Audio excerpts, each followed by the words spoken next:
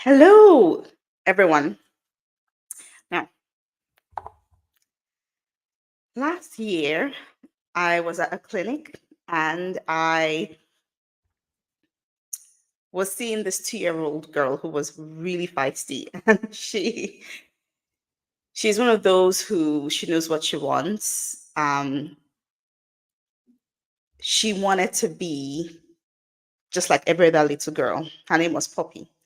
But unfortunately, she had a long-term condition that we're trying to investigate. But this condition made her have abdominal pain. So she ended up needing to come into hospital multiple times to be seen. And there are always blood tests that need to be done. So she started to associate blood tests and pain with hospital and pain with telling my mom that I'm having tummy pain. So she started to minimize her tummy pain, and her mom knew and was telling us that look, she's starting to downplay her tummy pain because she knows that she's going to have to come into hospital.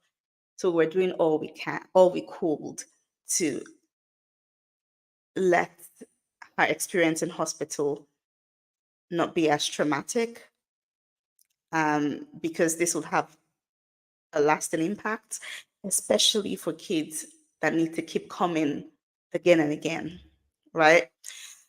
So we had seen her. This little girl even refused to speak to us, refused to let her examine, refused to let us examine her tummy, and we needed to do bloods.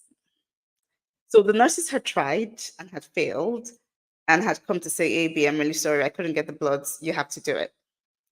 So I'm going to this girl who already is screaming her head off. And if you had been in the room, you would have seen me on my knees, this girl in mom's arms, because mom had to hold on to her at the same time, try to comfort her at the same time, try to hold her still so we could get the bloods. So I'll be on my knees, there'll be a tray next to me, and you would have seen a nurse who was also there to help out. And I kid you not, I had to take like up to 8, 9 bottles. And for kids, we literally let the blood drip out. So it's waiting a long time to get all the bloods you need. And there was no internet in this part of the hospital. So we couldn't even play like a YouTube video or something. So I was like, okay, I'm just going to sing. So I started to sing, "The wheels on the bus go round and round, round and round."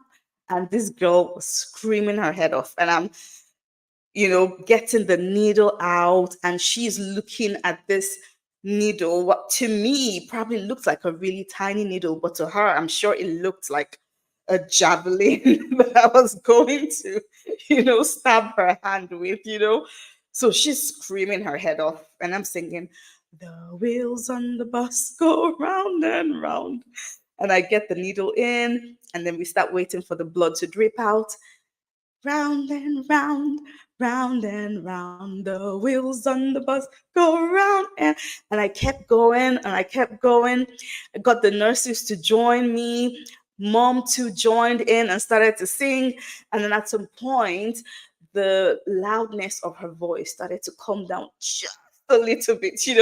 And she's like, what's happening here? Everyone is singing, everyone is looking happy, okay?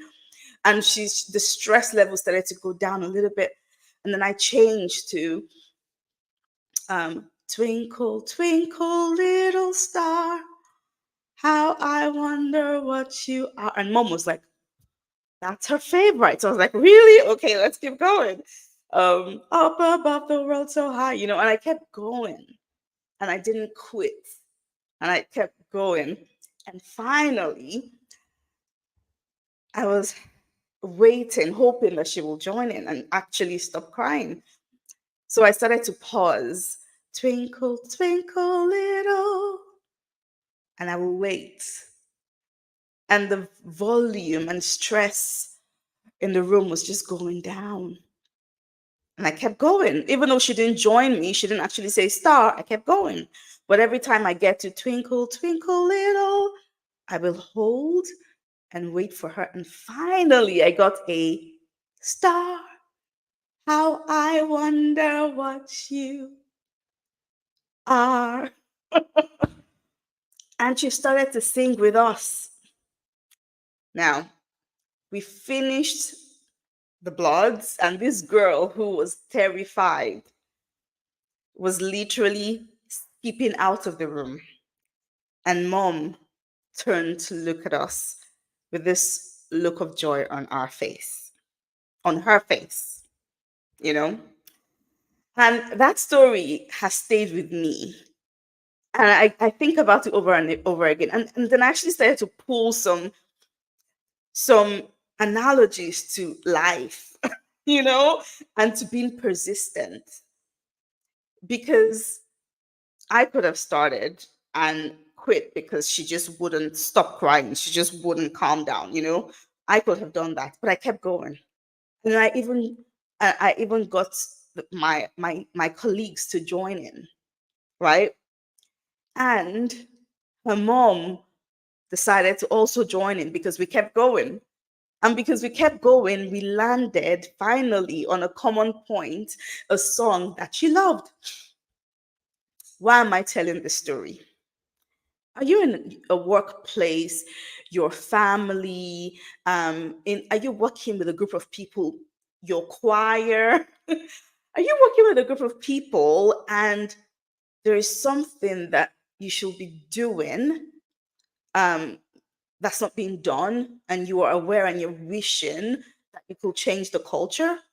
Well, how about just starting? But first of all, remember, I was on my knees. I brought myself down to her level. In other words, I used language that she understood.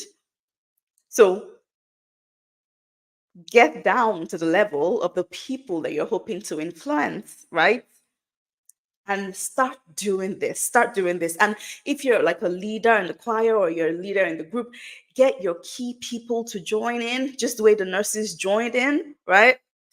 Get them to join in. And then eventually, maybe more staff, right? You know, like her mom. Maybe they join in. Keep going, though. Don't quit.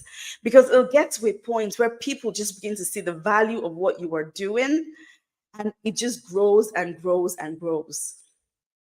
And just the way this girl who had every reason not to like me, to look at me as an enemy, someone who was bringing her pain, just as that girl finally joined me in singing. You're going to get people that you did not expect, even your enemies, join you in doing this. So, my friend, be persistent. If what you're trying to start, if it's a good movement, don't quit. So now I'm trying to create a movement where teenagers are feeling empowered, are being proactive in managing their mental health. And I'm starting out and I'm like, okay, where am I gonna get the teenagers? You know? And it feels like, I'm climbing a mountain. But is it good? Yeah. Yes, it's good. So I'm gonna keep going. So if there's something you're starting new and you're like, oh my God, this feels like I'm climbing up a mountain, don't quit. Don't stop. Keep going. Keep going. That is the power of being persistent. Keep going. Keep going. And then people will join you and maybe even fall in love with it and get other people to join in as well. So now I hope that has blessed you. Sorry I was late for Mentoring Thursday, but I'm hoping this has brought up something, inspired you to keep going in whatever vision and mission you are on this year. Keep going, don't quit, right? And I'll see you next Thursday on another Mentoring Thursday. Now, actually, just an announcement. Lots of people have given to the crowdfunding campaign. It's 2K or pretty much close, just under 2K so far. If you haven't given, please give. Tomorrow I will be drawing a name out of a hat and someone will be winning something for giving. So if you haven't given to the crowdfunding campaign, please do.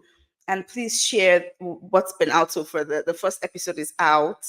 where we talked about journaling. So if you haven't listened, go listen, share with your teenagers or their parents. And yeah, have a lovely weekend. Take care.